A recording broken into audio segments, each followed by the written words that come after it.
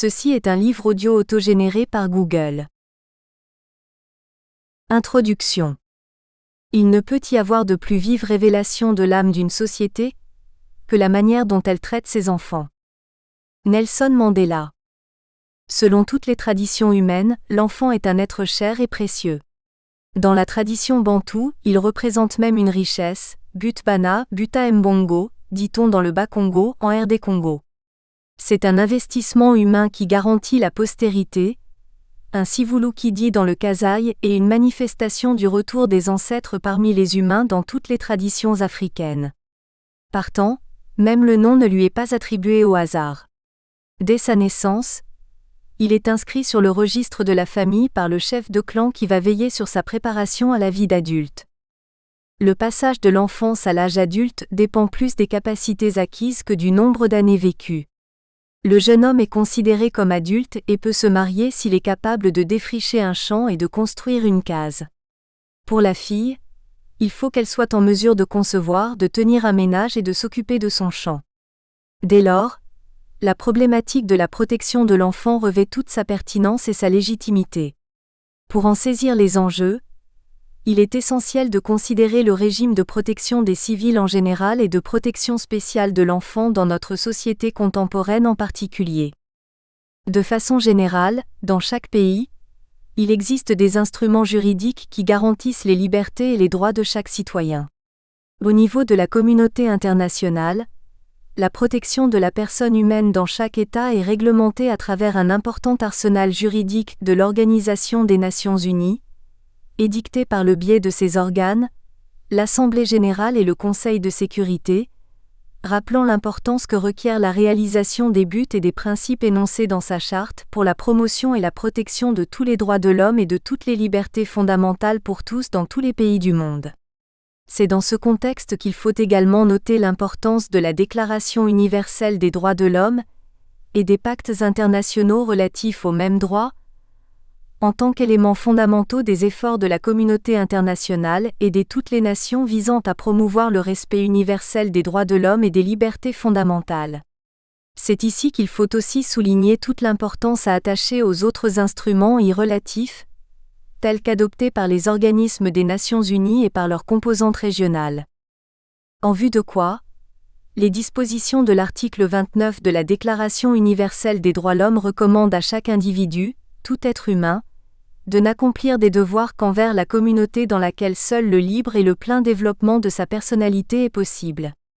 En vertu des dispositions de ce même article, l'être humain n'est soumis, dans l'exercice de ses droits et dans la jouissance de ses libertés, qu'aux limitations établies par la loi exclusivement en vue d'assurer la reconnaissance et le respect des droits et des libertés d'autrui, afin de satisfaire aux justes exigences de la morale, de l'ordre public et du bien-être dans une société démocratique.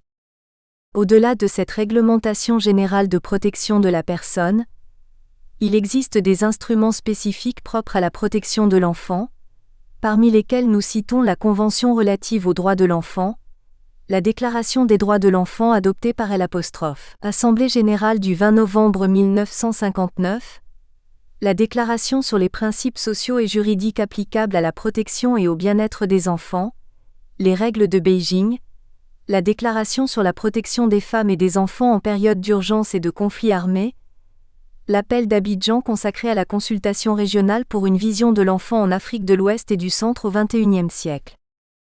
Il nous semble utile de revenir sur les motivations profondes d'une protection spéciale pour cette catégorie de la population, car elle constitue une interrogation permanente qui relève à la fois de l'ordre physique, physiologique, psychosocial, moral et juridique.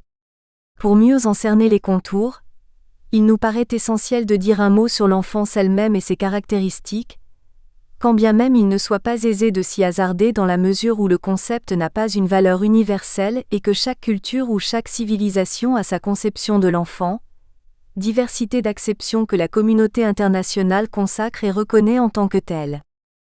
En général, dans la majorité des sociétés, l'enfant est défini par opposition à l'adulte. En ce sens, selon Ngoyi, déterminer l'âge et le rite initiatique, de même que la période de jeunesse qui s'interpose comme passage de l'âge d'enfant à celui d'adulte, est un débat qui relève des théories anthropologiques et psychogénétiques qui diffèrent d'une société à une autre et qui appellent des compétences spécialisées. Dans le cadre limité de notre propos sur la protection de l'enfant, notamment en référence au droit international humanitaire et à la Convention relative aux droits de l'enfant, nous nous contentons de deux définitions fondées sur l'âge et qui paradoxalement situent l'enfant, l'une dans le groupe allant de 0 à 15 ans et l'autre de 0 à 18 ans.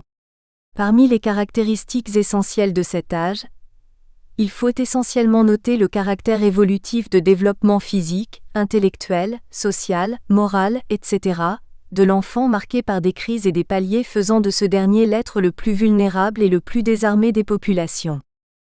La vulnérabilité peut être définie comme la probabilité de subir les conséquences d'événements imprévus, ou comme la sensibilité aux chocs extérieurs. La probabilité qu'un individu, un ménage, une communauté, une région ou un pays entier souffre d'un choc dépend de sa capacité d'adaptation au choc considéré et de la force de l'impact. Le degré de sensibilité aux effets d'un choc découle à son tour de la capacité à l'éviter, qui est un aspect très important de la gestion du risque. Les groupes pauvres et extrêmement pauvres de la population sont particulièrement vulnérables car ils sont en général exposés au choc et disposent de peu de moyens pour gérer les risques. En plus, une détérioration de leurs conditions de vie, même minime, peut être catastrophique. C'est surtout le cas en temps de guerre, particulièrement dans le cas de la guerre de 6 jours à Kisangani. Dès lors se pose la question, pour bon nombre d'enfants ayant subi tant de traumatismes d'origines diverses, sur leur capacité de résilience, en d'autres termes, sur leur degré de résistance et l'intensité de leur ressort moral. En raison de cette vulnérabilité et de l'impératif de résilience, les besoins de l'enfant se présentent de nos jours comme les plus criants et les plus pressants de notre société contemporaine, par-dessus tout dans un environnement caractérisé par les conflits et les guerres. Au nombre de ces besoins, nous retenons particulièrement ceux qui se rapportent à la survie et au maintien de la vie, notamment l'air, l'eau, la nourriture, la chaleur, la tendresse, la sécurité morale et matérielle, etc. B. À la protection de la vie, à savoir l'abri, l'hygiène, les soins de santé. C. À l'enrichissement de la vie par l'éducation, la nourriture spirituelle, le respect de soi, la conscience de son identité, etc. D. À l'agrément à travers la musique, le jeu, etc. E. À l'apostrophe. Épanouissement par le développement des dons et la formation professionnelle de la personne. En général, la protection de l'enfant dans une société donnée se mesure par sa volonté et sa capacité à satisfaire les besoins fondamentaux que nous venons mentionner.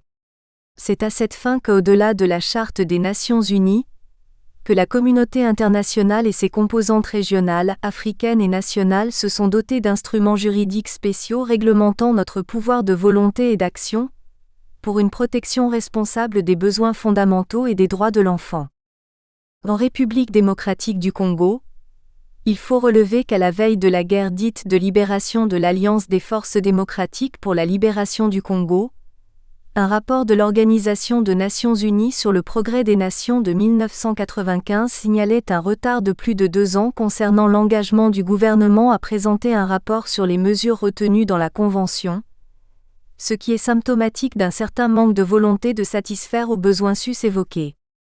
À la lumière des quelques chiffres présentés dans le rapport ci-haut cité, la santé des enfants ainsi que leur éducation était déjà médiocre en raison de la modicité du budget alloué à ces secteurs vitaux.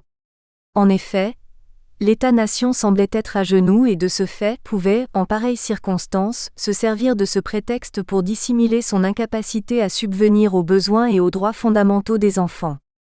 À cette époque déjà, soulever la question de la protection de l'enfant en temps de guerre pourrait laisser penser pour certains esprits que cette protection serait assurée en temps de paix, si paix il n'y a jamais eu au vrai sens de ce terme depuis l'accession de ce pays à sa souveraineté nationale et internationale. À vrai dire non. Mais dans l'esprit de cet ouvrage qui porte sur la protection de l'enfant en temps des guerres, nous mettons plus l'accent sur les guerres et les conflits armés intenses et étendus, impliquant une portion large du territoire et de la population, entraînant et engageant de gros moyens militaires, matériels et financiers. Nous n'évoquons qu'indirectement la guerre sociale, qui est le quotidien de tout Congolais, de tout enfant congolais. En famille, sur le chemin de l'école, quand il a la faveur d'y aller et à l'école, quand il peut la fréquenter régulièrement.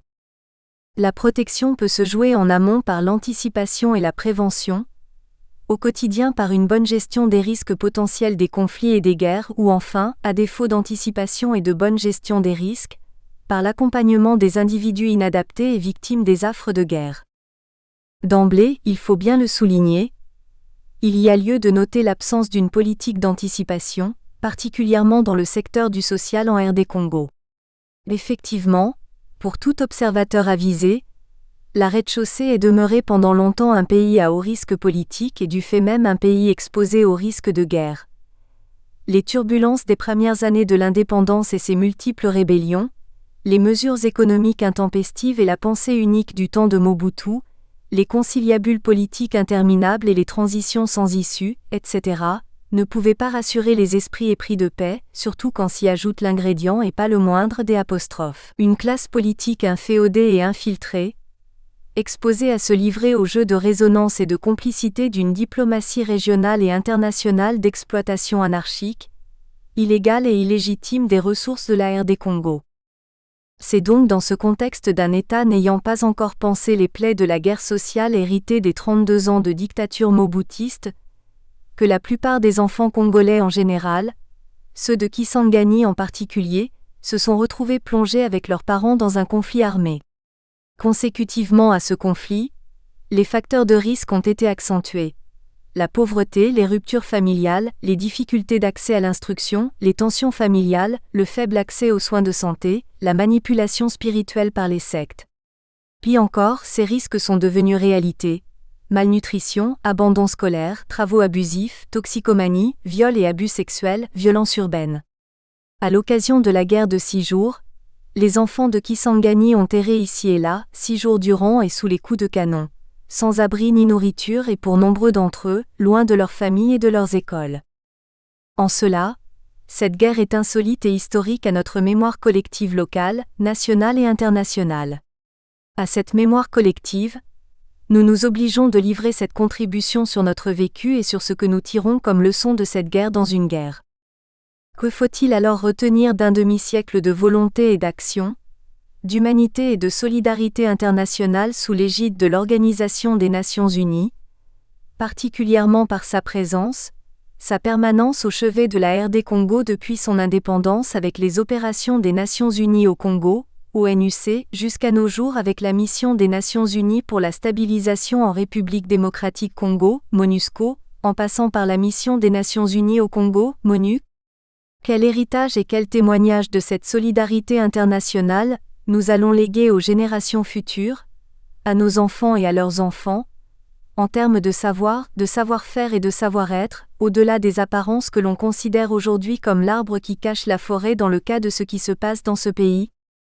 En de telles conjonctures, la réflexion que suscite la guerre de 6 jours à Kisangani dans cet ouvrage n'a la prétention, ni d'initier le débat, ni de répondre à toutes ces préoccupations, mais elle apporte sa pierre à l'édifice, incitant d'autres à apporter la leur afin d'aider l'humanité en panne à aller de l'avant dans sa noble vocation d'assumer le destin commun avec un peu plus de sens de responsabilité. La quintessence de cet ouvrage comporte les points ci-après. A. Nature et faits de guerre en RD Congo et particulièrement de la guerre de 6 jours à Kisangani. B. Violation du droit international humanitaire. C. Situation des populations et des enfants sous occupation avant, pendant et après la guerre de 6 jours. D. Crimes contre les enfants et enfin E. Regard critique des missions onusiennes d'appui au gouvernement pour la paix en RD Congo. Premier chapitre, Nature des guerres en RD Congo. Les grandes guerres modernes sont les conséquences des études historiques. Friedrich Nietzsche. Dans ce chapitre, nous fixons notre attention sur la nature et les motivations des guerres de l'Est ainsi que sur les transgressions des instruments juridiques internationaux et sur les résolutions spécifiques du Conseil de sécurité dans le cas de la guerre de 6 jours. Section 1. Motivation et nature des guerres de l'Est.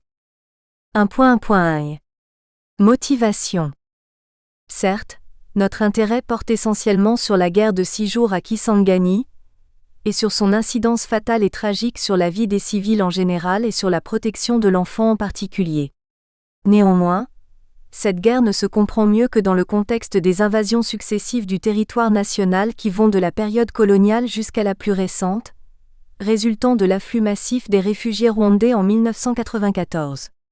Ces incursions se sont poursuivies par la guerre globale qui a paralysé la République depuis 1998, et dont les effets résiduels sont encore perceptibles aujourd'hui dans le vécu quotidien des populations des provinces de l'Est et de la ville de Kisangani.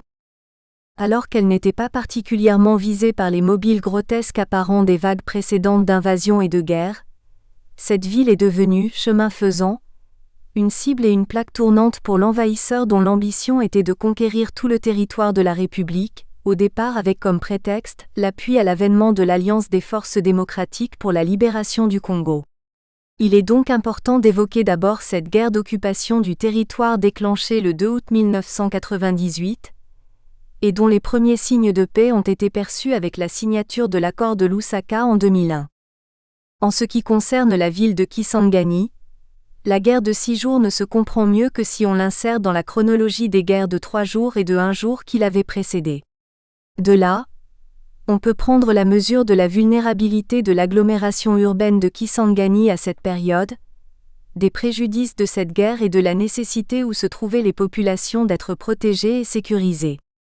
Nous présentons la nature de ces invasions et guerres, nous en décrivons ensuite quelques faits, en dégageons enfin les conséquences et les obstacles à la sécurité de la population à la lumière du droit international humanitaire et des autres instruments juridiques spécifiques portant sur les droits de l'enfant. 1.1.2. Nature des guerres à l'est de la RD Congo. Depuis l'époque coloniale jusqu'à ce jour, la République démocratique du Congo est confrontée à des invasions et guerres récurrentes à sa frontière avec le Rwanda, le Burundi et l'Ouganda. Ce n'est pas dans l'objectif de cet ouvrage de faire l'apologie de toutes ces intrusions. Cependant, pour mieux circonscrire le contexte de la plus récente d'entre elles, la guerre de 6 jours, il est utile de remonter au moins jusqu'à la guerre du 2 août 1998 et à ses motivations.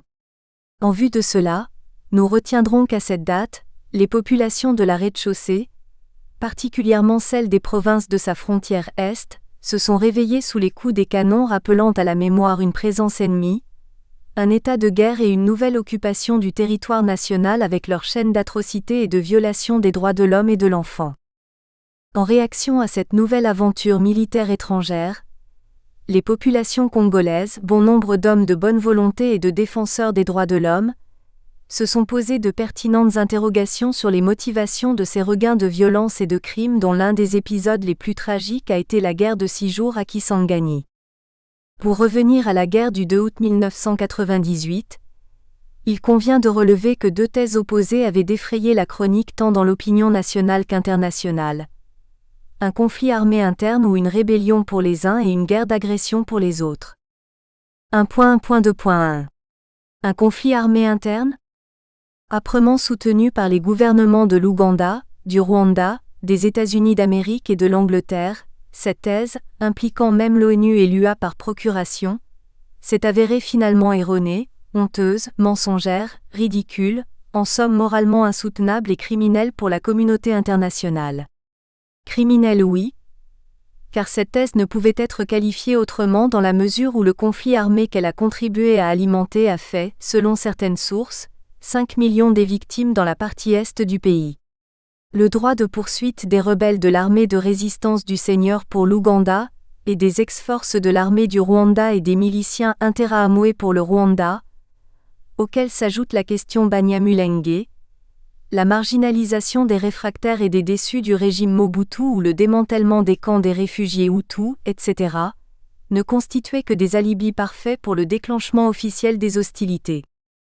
En définitive, cette prise de position vis-à-vis de ce conflit armé, dénoncée en son temps par les artisans de la paix, peut être considérée comme une nouvelle démonstration de l'hypocrisie, de la partialité et de la duplicité de la communauté internationale dans le traitement des questions de sécurité et de paix dans le monde, dans la région des Grands Lacs et en RD Congo en particulier. Cette attitude partisane constitue une entrave, non seulement à la charte de l'ONU, mais aussi à la Charte africaine des droits de l'homme et des peuples ainsi qu'aux résolutions spécifiques du Conseil de sécurité. Par ce laxisme, la communauté internationale partage, avec les autres acteurs des guerres dans la région, la responsabilité de la guerre de 6 jours à Kisangani que nombreux parmi les observateurs avisés considèrent comme une des manifestations les plus éclatantes de la complicité de la communauté internationale dans les actes de criminalité prémédités et perpétrés par les gouvernements ci-haut cités contre la RD Congo. Au regard de la Charte des Nations Unies, cette duplicité constitue une méconnaissance caractérisée et délibérée des dispositions de l'article 30 de la Déclaration universelle des droits de l'homme, qui interdisent à tout État membre de l'ONU, à tout groupement et même à tout individu de se prévaloir d'un quelconque droit de se livrer à une activité ou d'accomplir un acte visant la destruction des droits et des libertés énoncés dans la dite déclaration. Cette prise de position témoigne également une méconnaissance des dispositions de l'article 23 alinéa 1 et 2.b de la Charte africaine des droits de l'homme et des peuples qui consacre, pour les peuples africains, le droit à la paix et à la sécurité tant sur le plan national que sur le plan international. Il convient bien de noter que les dispositions sus-évoquées ont été conçues pour promouvoir le principe de solidarité et des relations amicales, affirmé implicitement par la Charte de l'Organisation des Nations Unies et réaffirmé par celle de l'Organisation de l'Unité africaine concernant les rapports entre États et ce, dans le but de renforcer la paix, la solidarité et les relations amicales qui imposent aux États parties de s'engager à s'interdire que leur territoire ne soit utilisé comme base de départ des activités subversives ou terroristes dirigées contre les peuples de tout autre État. De surcroît, cette méconnaissance apparaît comme l'expression d'une attitude attentatoire à l'encontre des buts des Nations Unies définis à l'article 1er de la Charte, à savoir maintenir la paix et la sécurité internationale, et à cette fin, prendre des mesures collectives efficaces en vue de prévenir et d'écarter les menaces à la paix et de réprimer tout acte d'agression ou autre rupture de la paix, et réaliser, par des moyens pacifiques, conformément aux principes de la justice et du droit international, l'ajustement ou le règlement de différends ou de situations de caractère international, susceptibles de mener à une rupture de la paix.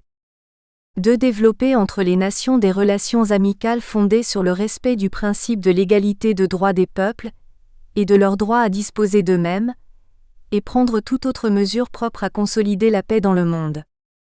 3. Réaliser la coopération internationale en résolvant les problèmes internationaux d'ordre économique, social, intellectuel ou humanitaire, en développant et en encourageant le respect des droits de l'homme et des libertés fondamentales pour tous sans distinction de race, de sexe, de langue ou de religion. 4. Être un centre où s'harmonisent les efforts des nations vers ces fins communes. Au niveau régional, cette guerre a porté atteinte aux objectifs poursuivis par l'Organisation de l'Unité africaine, actuelle Union africaine consistant pour le continent à renforcer l'unité et la solidarité des États africains. B. Coordonner et intensifier leur coopération et leurs efforts pour offrir de meilleures conditions d'existence aux peuples d'Afrique. C. Défendre leur souveraineté, leur intégrité et leur indépendance. D. Éliminer sous toutes ses formes le colonialisme de l'Afrique. E. Favoriser la coopération internationale, en tenant compte de la Charte des Nations Unies et de la Déclaration universelle des droits de l'homme.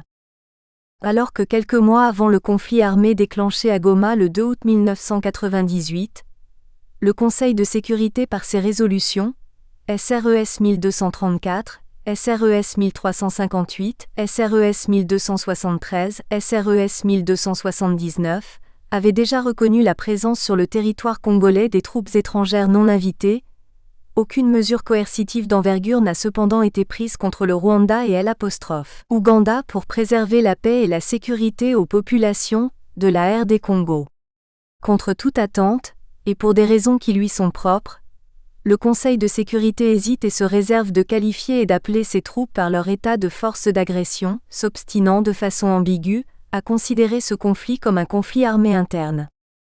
Dans cet engrenage d'incertitude, pour tout observateur avisé, il faut bien reconnaître qu'on est en présence d'un conflit armé international aux causes inavouées, conflit mené, à la fois au grand mépris du principe de la reconnaissance de la dignité inhérente à tous les membres de la famille humaine et de leurs droits égaux et inaliénables, ainsi qu'au mépris de toutes les valeurs de paix qui sous-tendent tout l'édifice de l'Organisation des Nations Unies, violant de la même manière le droit international public. À cette fin, la communauté internationale a monté de tout. Nous espérons que vous avez apprécié cet aperçu. Pour continuer à écouter ce livre audio sur Google Play Livres, utilisez le lien dans la description de la vidéo.